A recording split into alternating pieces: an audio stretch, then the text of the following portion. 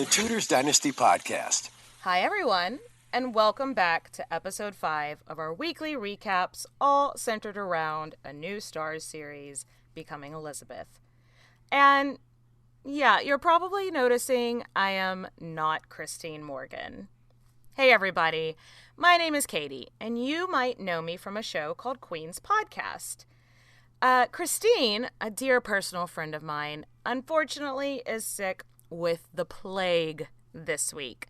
So I will be reading her recap for you. Don't worry, these are all still Christine's words, Christine's musings, just coming out of my mouth. And let's all take a moment to wish Christine the speediest of recoveries. All right, y'all want to get into the recap? So we want to start off and thank all of you for your involvement over on Twitter so far.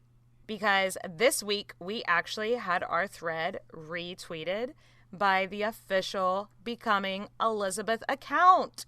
Oh my gosh. They are seeing all the things you guys have to say and they're sharing it. And that is so cool because this was a big week. You guys, this series doubled down on the sexual relationship between Thomas and Elizabeth, which, I mean, I was hoping for some kind of creative way to explain the montage from last week away, but we didn't get that. So I think a lot of you are with me, though, that we're just basically watching fiction at this point. So, hey, we may as well enjoy it. So, we opened with the scene about how Thomas comes to Chelsea and he has apparently been standing out in the garden for 3 days to get Elizabeth's attention. You know what? I think we need to start a justice campaign for this man's poor manservant who gets roped into not one, but 2 ridiculously dangerous schemes in this episode. This is the first. He's standing out in the rain with Thomas, looking just miserable. Like, these jobs are not glamorous at all. But speaking of servants, when Elizabeth wakes up at like 3 a.m, Cat Ashley is just up and following her around like right away. Cat girl, where have you been in all these other private moments? You're telling me she wakes up from a dead sleep in the middle of the night because Elizabeth moves, but she wasn't with the princess for a whole host of private moments in the last 4 episodes? Convenient. Of course, Elizabeth finally grants Thomas entrance, and he's drying off by the fire, and he reiterates his undying love for Elizabeth, and their love only happens once in a lifetime, and blah, blah, blah. For now, Elizabeth isn't really having it. She feels really foolish for letting him have this type of control over her. This is just like such a classic example of a toxic cycle relationship.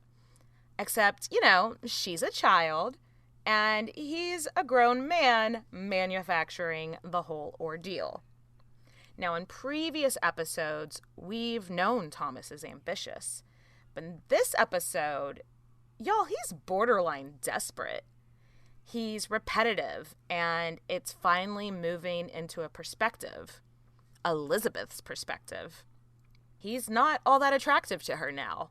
Because remember, we see him as she sees him.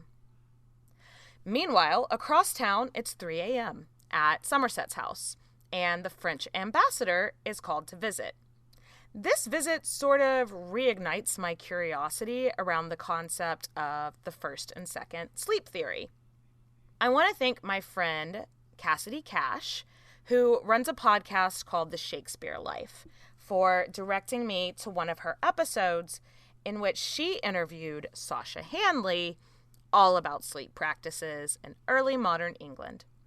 In a nutshell, in some of Shakespeare's work, he wrote about a first sleep. And so now, we know people initially went to bed around 9 to 10 p.m. and then woke up in the middle of the night to get some work done, have a snack, have sex, whatever, and then turned in again and slept until like dusk or daylight. So this meeting seems like it could have fallen into that mid-sleep category. This is conjecture, of course, but I like to think that this was like the business witching hour for people at court. It sounds like Somerset has a trade.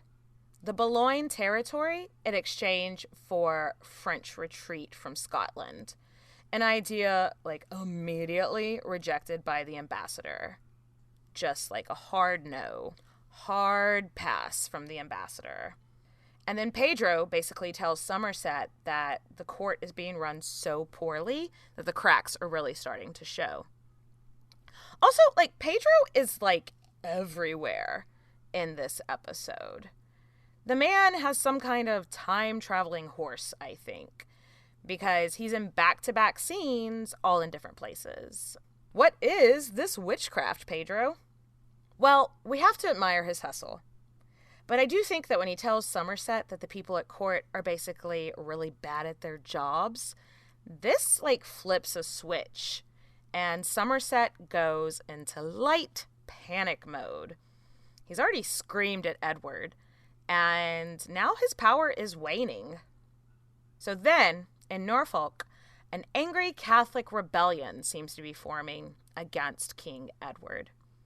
But even deeper than the religious resistance, it seems like there's like this injection of class warfare as well.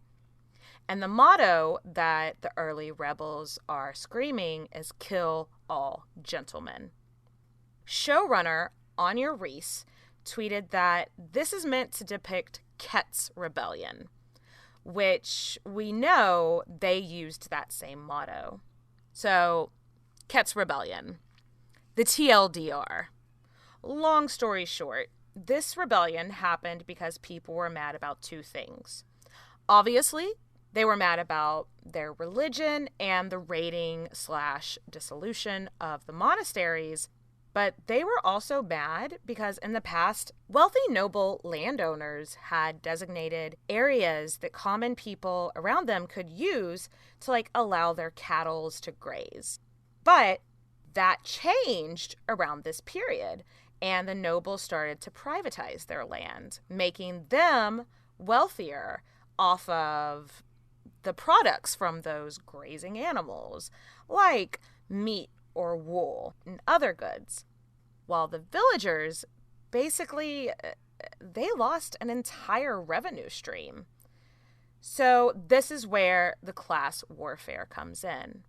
But in a twist, Ket was actually a fairly wealthy guy. And he was one of the people who had privatized his land.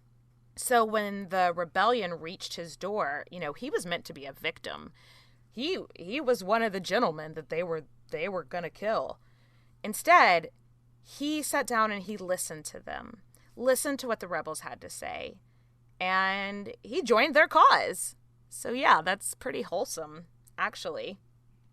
As the rebels move, their numbers increase and increase until they're like in the thousands.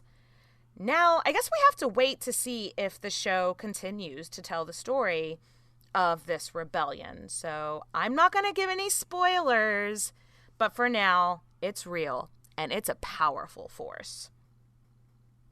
So here's something I'm noticing, and I mean, there's still time to change. There's still time for an improvement, but we are 5 episodes into this series, and we have been given multiple storylines. We've had foreign affairs, government, war, entertainment, religion, diplomacy, all the good stuff you expect from a Tudor piece. But all of those stories have been Edward and Mary's. And yes, it's a fictionalized relationship. All we've been given for Elizabeth's formative years so far is Thomas Seymour. And that's a fictionalized relationship at that. Do we really know so very little of Elizabeth's early life that all that we can see about her is a male-centric struggle. Maybe I'm just a bit tired of the cycle of that affair, but Elizabeth is quickly becoming the least interesting part of her own show. Listener Valentina feels the same way, and she says that they hoped that episode 4 would, end the relationship, but it's okay, it's okay. They have time to turn it around, so I guess we'll just have to see what happens. Back to the show. Elizabeth, surprisingly, agrees to marry Thomas, but insists they do so with the consent from the Privy Council. Listener Laura points out that by Elizabeth insisting that her marriage be proper and consented to by the king, it shows that she hasn't completely lost her mind to romance, which is a relief. But I wonder if this is also the character version of Elizabeth's potential out. She knows they'll never consent, so she's shifting the responsibility over. I want to, again, appreciate Laura, who keeps us grounded in some odd double standards for this story. Thomas and Elizabeth, there are other relationships and other marriages from that time that came about from wardships and that also had huge age gaps. Most famously, we could look at Charles Brandon and Catherine Willoughby. So why does Thomas get such a terrible reputation and Brandon doesn't? So several of you, like Brooke, Running Mama, Laura, and a few others said that maybe it's time someone actually researched Thomas Seymour. In fact, Brooke suggests that he may need a whole character revival, similar to what we saw with Richard III in recent years. And hey, guess what? You guys are in luck, because the Tudor Dynasty's fearless leader, Rebecca, is doing just that. Okay, back to it. Thomas, he comes to his brother. He asks Somerset, can I marry Elizabeth? And Somerset is like, what is the matter with you? Y'all, he is so sick of his brother's BS at this point. And to be fair, that really was, it was a ridiculous request. I mean, after everything you've already done. And Thomas has this brief moment where he's like, maybe I'm about to become an assassin. Sibling rivalries, they are the hallmark of the Tudor period. But what is really funny to me in this scene is with the servants again. Nobody moves a muscle to stop Thomas while he has his bow and arrow pointed directly at Somerset. So, just another Thursday at Tudor court, I guess. Maybe you'll murder my boss. So Elizabeth is arriving back to Edward's court, and Robert is there to greet her. And Kat Ashley, being the astute woman that she is, picks up on some vibes from Robert. She gives him a knowing smile. What do you guys think? Do you think she's going to start using Robert to divert Elizabeth's attention? I tell you what, I am just thrilled every time he is on my screen. I mean, the actor is clearly handsome, but, I just like the soft confidence of the character and how he's just kind of subtly discovering his own feelings for Elizabeth. I am just all about it, but I am here to tell you things that you don't know, so let's move on. But listener Lori gets it. Me and you, girl. We are eye to eye. We are on the same page. So, Somerset does a fast 180 after this conversation with his brother, and he immediately summons Elizabeth to meet with him. When she arrives, he has portraits of potential marriage matches, sort of on display. All their portraits are just hanging up. He tells her that the king wants her to choose a husband to marry to secure religion and security And Eric XIV of Sweden, who was one of Elizabeth's suitors in 1560, is one of the choices. So again, we might have some timeline bending going on. And another option is Otto Henry, who was a Lutheran nobleman with ties to the Bavarian region of the Holy Roman Empire. There is a third portrait in the scene, and we just don't learn who the third person is before Elizabeth is like, yeah, I am shutting this all down, shutting it right on down. As an American, I understand we have the reputation for being quite loud. Katy, side note, as a Southerner, I know it's even worse, y'all. So, yeah, I suppose it's true.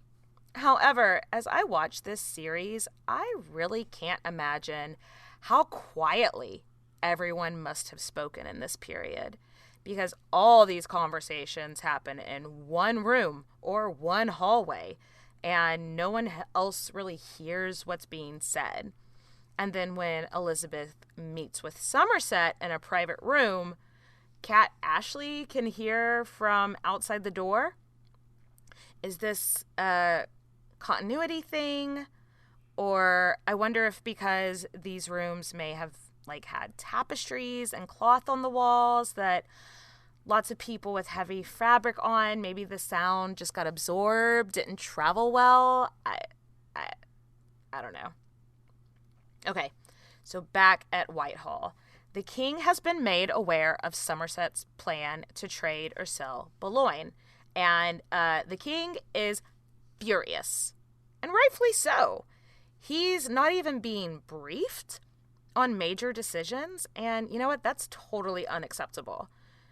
But when Edward addresses the Privy Council and reads the letter from his sister Mary detailing the potential deal, Somerset shows his cards. He believes he acted on Edward's behalf, yet he knowingly conducts deals in secrets. Listener Ashley and Running Mama did have some questions about why Henry VIII would have left the Seymour brothers in charge if they were known to be ambitious. And I agree with responses that the purpose of the setting up of the council was part of the protections Henry would have put in place, but also they were both related to and invested in Edward. So, maybe Henry thought that they'd be vicious on Edward's behalf and not towards his power. Again, this is why I like the humanity that's always been infused into these characters of the Tudor siblings in this series. It's not cutthroat yet. Anyway, then Somerset has another outburst directed at the king, and I do think it will be his last. The king is furious. So furious, he threatens Somerset's life in front of the entire council. That threat did really happen, actually. Edward is known to have threatened Somerset's life. Initially, Thomas reacts to that threat against his brother as if he realizes, for the first time, oh shoot, politics are important. This just got real. This just got real. But then he corners Henry Grey and attempts to form a plot to overthrow his brother Somerset and gain control of the Privy Council and the king. For all of Henry's flaws, he at least has the sense to reject Thomas's attempt to play into the spirit of rebellion. Thomas then reveals to Henry that he has Elizabeth, quote unquote, has Elizabeth, which I guarantee you we will hear about again. Grey is going to be able to use that against Thomas at some point. Mark my words. So then Thomas has no chill and he goes straight to Elizabeth, obviously to make sure that he still had her interest and attention, because he's realizing that I'm really going to need that aspect of this. I'm going to need Elizabeth's devotion. And of course, she invites him to her bedchamber. But Elizabeth's moment of realization that she's been tricked again is when she tells Thomas she loves him and he just doesn't even respond. Obviously, that moment is mortifying for her. It immediately returns those feelings of being foolish. Listener Running Mama pointed out how desperate he is in that scene. His physicality is that he's like clawing at her. He's clinging to her. And I think it's because now he's putting on a show. He thinks that this is what Elizabeth needs to stay on his side. But he's missing her feelings just completely. I really feel for this young girl here. But again, this is like her only storyline. Ouch. Meanwhile, Thomas gets to run around bribing people for passage as he goes to liberate the king from Somerset's hold, aka kidnap him. And this poor servant he's got with him is just like in shock once again when he realizes what is happening and what he is being asked to do by the great Lord Admiral. Now, for the big moment of the episode, Thomas breaks into Hampton Court in the middle of the night and goes to find King Edward. He's now armed with a pistol. Forgive me if there's a fancier name or a different name for that, but I would call it a pistol. I don't know.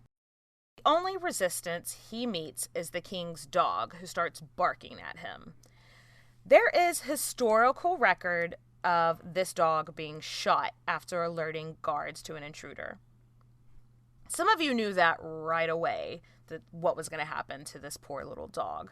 But I personally didn't expect Thomas to shoot the dog. Some of you knew right away what was going to happen to this poor little dog, but I honestly didn't expect to see Thomas Seymour shooting the dog. This has been a rather rough series for animals, hasn't it? So, in our fact check, yeah, Edward's spaniel was shot dead, but it's not clear on record who shot the dog. Some sources do say Thomas Seymour, though perhaps the most famous is the imperial ambassador, who writes to his emperor about the event, but then admits in the letters that he's writing based on rumors that he still hasn't found out the truth about. In addition, without revealing the excellent research of Rebecca before she has the chance to publish, I will say that in reality, Thomas appeared the very next morning at Parliament. So why would he walk as a free man into Parliament if he had been apprehended on treason the night before? This is, I don't really have the answer to, but I leave you to ponder that yourself. Then Robert chases down Thomas and basically says, "You're done. Your credibility here, it's over. Pack your bags, buddy." It looks like a kidnapping or assassination attempt at this point, and Thomas really tried to gaslight the whole chamber into believing he was there just to test security. Not the worst cover, to be honest, but if we're going to talk about reviving historical interpretations, we have to include listener Rosemary's suggestion that if Thomas really did attempt to kidnap or murder the king, she thinks it's a callback to Richard III as well. I know that's going to split the audience 50-50, but it is kind of a similar vibe. Anyway, Robert is like, "Sorry, guy, we're not having it." Shout out to the stunt team for Robert's tumble down the stairs. I love a good stunt. I love a good stunt, man, and that was a good one. In the final scene of the episode, Sir Anthony Denny reappears, presumably the morning after the kidnap/assassination attempt, and he wants to warn Princess Elizabeth. He's like, you're going to be questioned because Thomas attempted treason. Now, this did happen. Elizabeth was questioned about her knowledge and potential plots and her participation in the scandal. But I think we'll see some of that in the next episode. So let's put a pin in it, shall we? And save the deeper dive for then. As always, thank you so much for listening and for contributing to your questions, answers, and general curiosities about history. This has been a fantastic week, and, well, the notes say I'll see you next time, same place, same time for episode 6, but I will not see you next time. But Christine will be back for episode 6. She's so sorry she had to miss it this time, but I hope I did her justice, and I hope you guys really enjoyed this episode. All right. Bye, everybody. Cheers. Thanks for listening to this episode of the Tudors Dynasty Podcast. You can follow and support the Tudors Dynasty Podcast on Facebook, Twitter, Instagram, and Patreon @Tudors Dynasty.